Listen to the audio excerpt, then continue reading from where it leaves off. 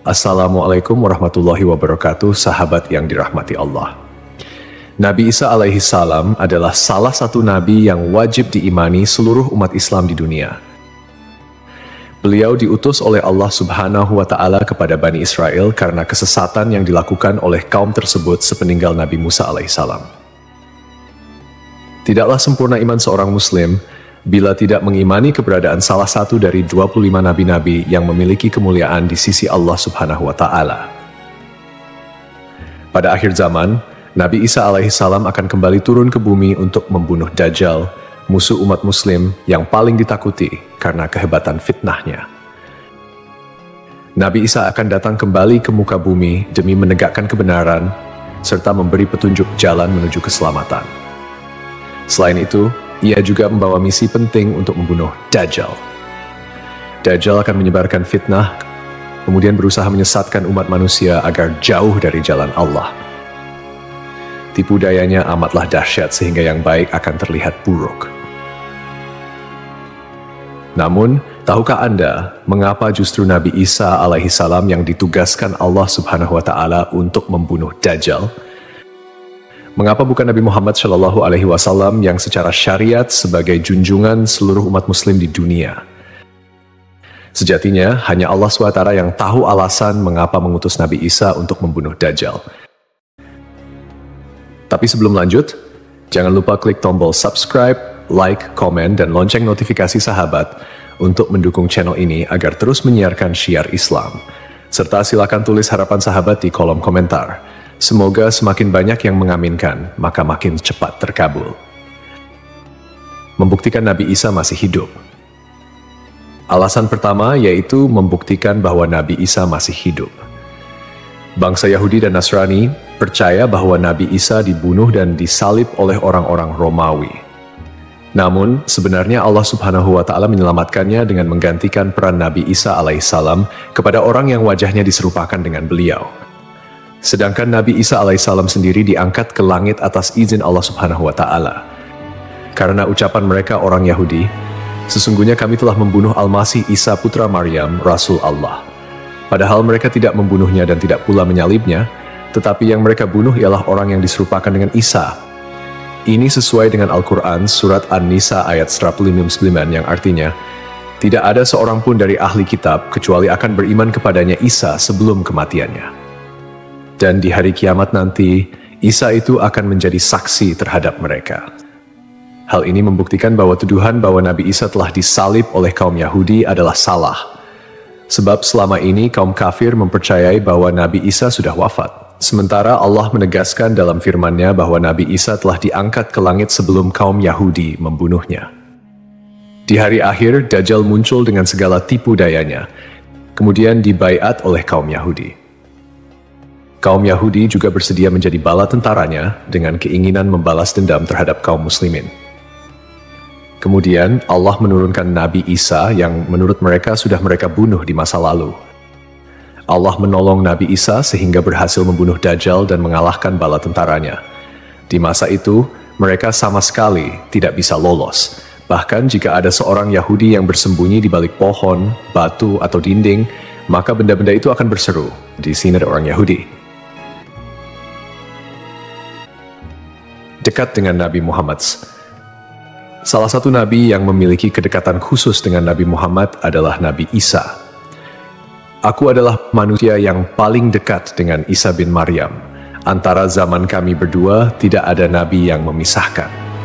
Selain itu, Nabi Isa sendiri pernah berdoa kepada Allah Subhanahu wa Ta'ala untuk dijadikan umat Nabi Muhammad. Oleh sebab itu, Nabi Isa diturunkan ke bumi untuk menjadi umat Nabi Muhammad.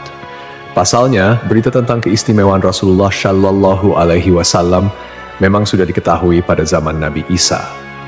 Hal tersebut diterangkan di dalam Injil sesuai surat Al-Fath ayat 29. Nabi Muhammad adalah utusan Allah dan orang-orang yang bersama dengan dia bersikap keras terhadap orang-orang kafir yang bersikap memusuhi, tetapi berkasih sayang sesama mereka.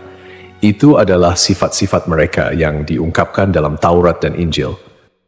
Yakni seperti benih yang mengeluarkan tunasnya, kemudian tunas itu makin kuat, lalu menjadi besar dan tumbuh di atas batangnya. Tanaman itu menyenangkan hati orang yang menanamnya. Keadaan mereka diumpamakan seperti itu. Karena Allah hendak membuat marah orang-orang kafir. Allah menjanjikan kepada orang-orang yang beriman dan mengerjakan kebajikan di antara mereka ampunan dan pahala yang besar. Nabi Isa alaihissalam kembali turun ke bumi diyakini akan menegaskan kebenaran dari ajaran Nabi Muhammad SAW.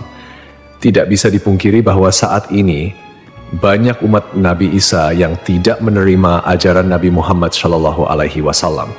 Padahal Nabi Isa alaihissalam merupakan pengikut dari Rasulullah SAW. Al-Baghawi menceritakan dalam tafsirnya bahwa ketika Isa alaihissalam mendatangi Baitul Maqdis, di mana orang-orang sedang bersiap salat asar, maka imam di masjid itu mundur dan menyuruh Isa untuk maju. Namun Nabi Isa enggan dan ia tetap salat di belakang imam dengan syariat Nabi Muhammad SAW. Menjalankan kewajiban jihad. Menjalankan kewajiban jihad sebagai kaum muslimin adalah tugas yang penting. Maka Nabi Isa diturunkan ke bumi untuk menjadi umat Nabi Muhammad.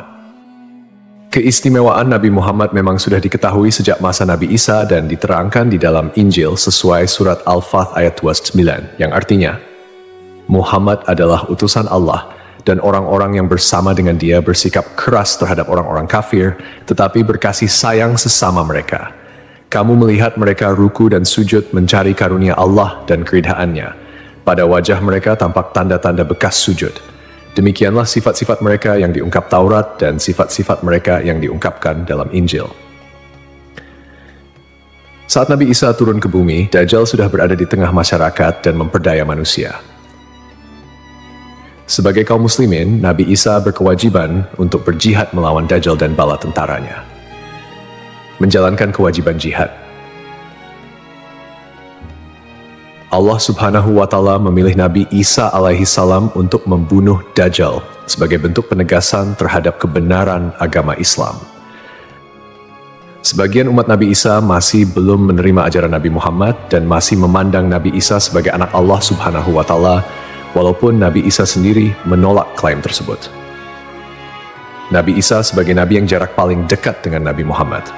Keduanya merupakan tokoh yang unik dalam perjalanan kenabian. Tidak ada nabi yang diutus oleh Allah Subhanahu wa Ta'ala di antara masa hidup Nabi Isa dan Nabi Muhammad. Oleh karena itu, Allah Subhanahu wa Ta'ala mengutus Nabi Isa untuk membunuh Dajjal dan menghapus seluruh agama selain Islam. Tujuannya agar umat Nabi Isa menyadari kesesatan pandangan mereka dan beriman kepada Allah Subhanahu wa Ta'ala serta Nabi Muhammad sebagai nabi terakhir. Tindakan ini juga menggambarkan bahwa agama Islam adalah agama yang benar dan sempurna, mengintegrasikan ajaran-ajaran para nabi dari sebelumnya. Agama Islam sebagai agama rahmatan lil alamin yang membawa kedamaian, keadilan, dan kesejahteraan bagi seluruh makhluk. Nabi Isa diberikan mukjizat luar biasa seperti menghidupkan orang yang telah mati, menyembuhkan orang buta dan sakit, serta berbicara di buayan hingga dapat menciptakan burung dari tanah liat. Nabi Isa sebagai penyempurna dari ajaran sebelumnya menyampaikan bahwa setelahnya akan muncul seorang utusan terakhir, yakni Nabi Muhammad. Nabi Muhammad, nabi yang paling mulia dan utama di antara semua nabi. Beliau dianugerahi mukjizat terbesar, yaitu Al-Quran, yang merupakan firman Allah Subhanahu wa Ta'ala yang tidak dapat ditiru ataupun diubah oleh siapapun. Selain itu, Nabi Muhammad juga memiliki syafaat, yaitu pemberian ampunan kepada umatnya di hari kiamat. Melalui perbuatan membunuh Dajjal, Nabi Isa akan memperkuat dan menegaskan kemuliaan Nabi Muhammad, mengakui kedudukannya sebagai nabi penutup zaman. Tidak hanya Al-Quran, Nabi Muhammad juga diberikan mukjizat lain seperti membelah bulan dan air mengalir dari jemari tangannya. Perjalanan Isra dan Miraj serta mampu bersabda dalam berbagai bahasa. Mukjizat-mukjizat ini menunjukkan kekuasaan Allah yang melampaui batas akal manusia. Sementara keistimewaan Nabi Muhammad sebagai utusan Allah yang paling sempurna semakin terungkap, akhlak mulia, kejujuran tak tercela, keberanian luar biasa, dan kepedulian yang mendalam terhadap umatnya juga menjadi bagian dari kepribadian Nabi Muhammad. Beliau adalah uswatun hasanah, telan baik bagi seluruh manusia. Hubungan dekat Nabi Isa dan Nabi Muhammad terlihat jelas, di mana Nabi Isa adalah nabi yang paling mendekati masa kenabian Nabi Muhammad tanpa ada nabi lain yang diutus oleh Allah antara keduanya. Nabi Isa bahkan menyampaikan kabar tentang kedatangan Nabi Muhammad sebagai nabi terakhir.